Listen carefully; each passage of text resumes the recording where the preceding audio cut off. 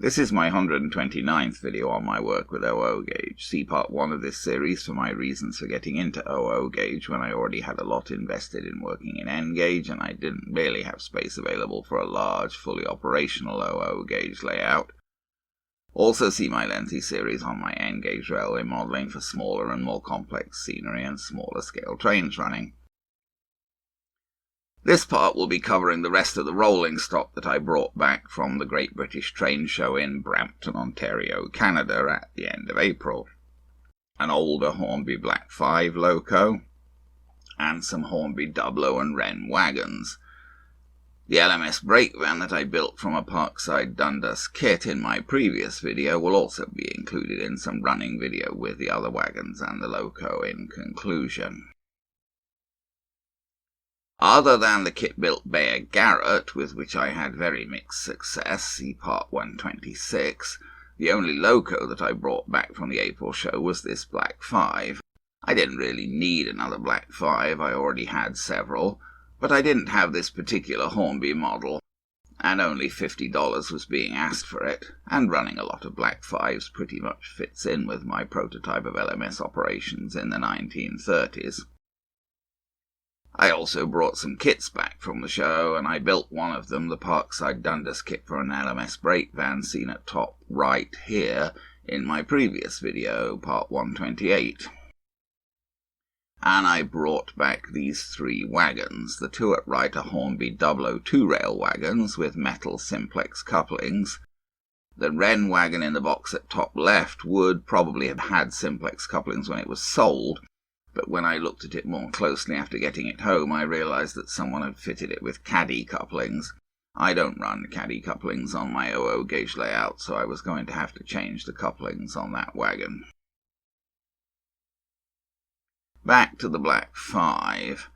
I wanted to get it onto my little test track first. Here's the end of the box showing the exact model. This model was released in 1987. It's a tender-driven version with a Ringfield motor. Here it is out of its box with its paperwork. It's in a kind of clear shell, but not the same as the modern block of ice packaging. The paper pamphlet included appears to be something rather general, intended to cover a number of different but somewhat similar models. It appears that the paperwork was issued in 1988. Here's the back of the paper pamphlet. And here's the inside. Nothing too interesting really, although there are some notes on disassembling the Ringfield motor. Here's the model with the clamshell open. The paint is just to weight down the packaging, as otherwise it would spring closed.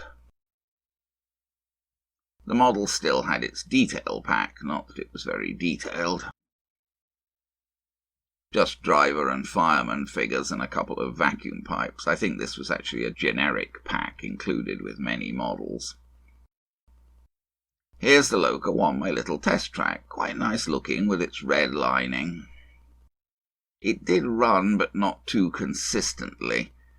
I really don't think it's bad looking at all for such an old model. The coal load is perhaps not the most convincing, but there are separately fitted handrails on the tender. There's no painting inside the cab. There is some moulded detail, but without any paint it's almost impossible to see. The valve gear is quite fully modelled, but rather on the clunky side, and for some reason the primary driving rod from the cylinder is made of plastic. Overall, for $50, about £30 at today's exchange rate for Brits, I wasn't at all unhappy with the look of the model. Here it is with the kit-built Bayer Garrett that I also got at the show. This was before I modified the Garrett to increase the space between the central section with the boiler and the water tender in order to get the model to go round curves. See part 126. I got the Black 5 onto my main Hornby layout. Unfortunately, it didn't run at all well. There weren't any problems with derailing, but the running was very inconsistent. It would run okay for a bit, then suddenly slow down, then jerk fast again. A tendency to lumpy running, I guess you could say. So I figured I'd better service it. It actually looked as though it had been well looked after. Here's the driving tender with the top off. I removed the weights. The screws that hold the weights on also hold the motor mount and the wheels into the tender chassis frame.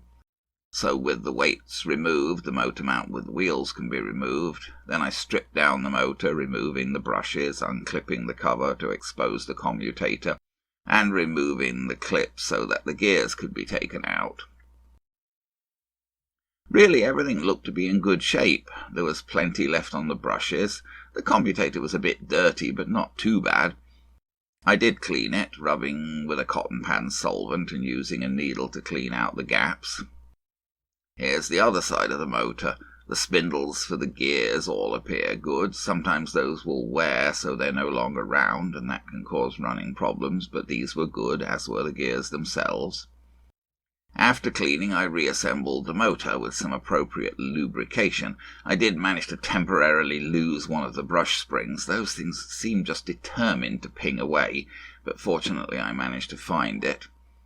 Actually, this service didn't seem to make much difference to the running of the loco, perhaps not surprisingly, as there wasn't really anything wrong with the motor. I believe that the lumpy running was caused by poor contact between the loco and the tender. The model picks up from one rail on the tender and then relies on pickup from the loco for the other rail, with power being passed through the drawbar. A metal pin on the tender is caught between two sprung contacts from the loco. This arrangement is often not very reliable. I took apart the loco drawbar. It was very oily, which wouldn't have helped with electrical contact. I cleaned off the parts. There wasn't one of those wiggly washers that Hornby sometimes fit to help electrical contact between the loco chassis and the drawbar, but there was a regular brass washer, and I bent that a bit between two pairs of pliers so that it would press a bit more on the chassis and the drawbar. I also rubbed down the contact parts with emery paper and filed off the burrs on the edge of the metal base of the drawbar. This attention to the drawbar basically got rid of the lumpy running problem. Here's the long Wrenn wagon in its box. I believe this was intended to be a fruit van. Someone had put caddy couplings on both ends. They'd sort of hacked off and ground down the original mountings for the simplex couplings and then screwed the caddy couplings over the ground down mountings. I took the screws out. Actually, they'd glued the caddy couplings on as well, so they didn't immediately come off even with the screws removed. I pried the caddy couplings off and cleaned off the remaining glue.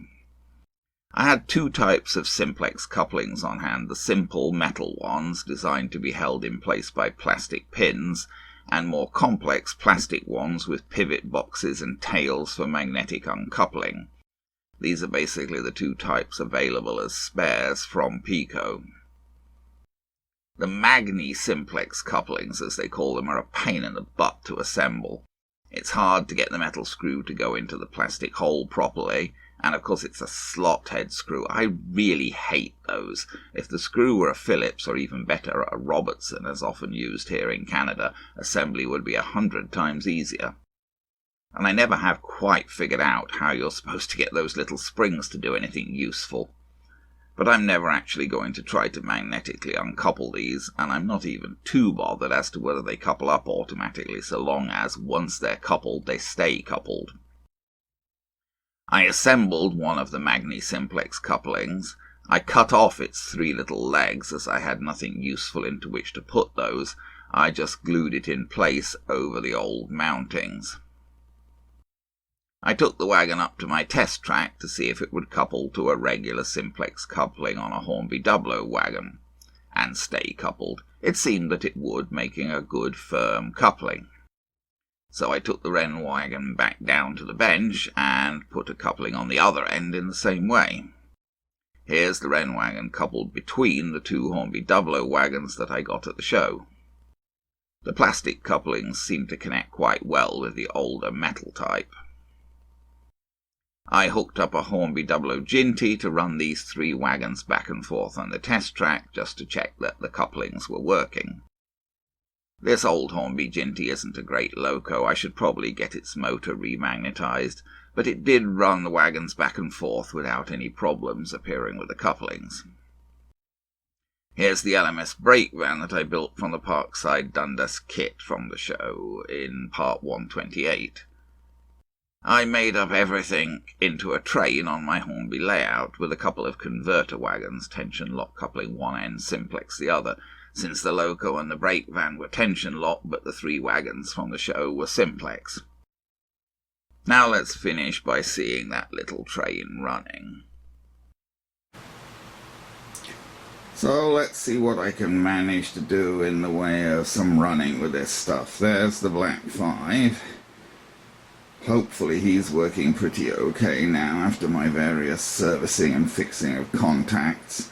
Although because he only picks up from the loco, not at all from the tender, he does still stumble a little bit over the points. That's a converter wagon behind him that isn't new.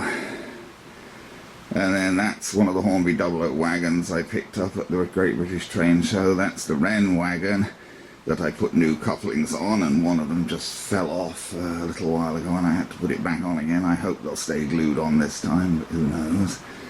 That's the other Hornby Dublo wagon I bought there. That's a converter wagon I had before. And at the back there is the kit built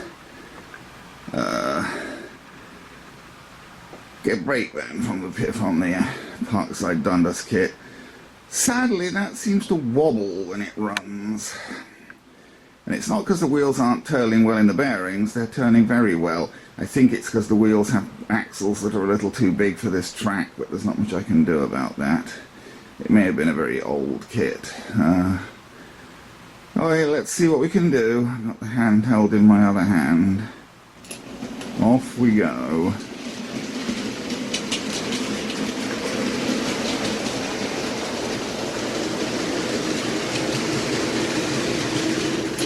You'll see what I mean about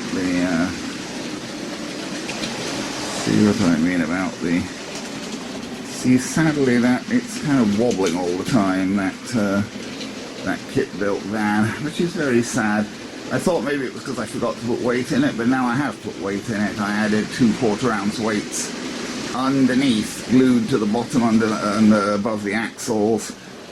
So he's got reasonable weight now, so it's not an absence of weight, but he still wobbles. You don't think there's much can be done about it, unfortunately. Well, I could grind down the flanges on the wheels, but I don't think I'm about to do that. They're nice looking wheels and it will be hard to do that. There's always some problem. The Black 5's rise tender driven, but it's not running too badly now. The Black 5, I thought we'd lost something there for a minute, but that's just because I don't know how much I've got. It's not a very long train. All I was trying to do was pull these wagons that I got from the Great British Train Show. See, he will hesitate a bit as he goes over the points there, the Black 5, because he only has pickups on his loco wheels. This is why tender pickups are a very good thing. We got the Royal Scot with its clerestory coaches still in the station back there. Well, I guess that's about it for now, for these things. Mostly they run not too badly. I'm a bit sad that van wobbles as it runs, but what can you do?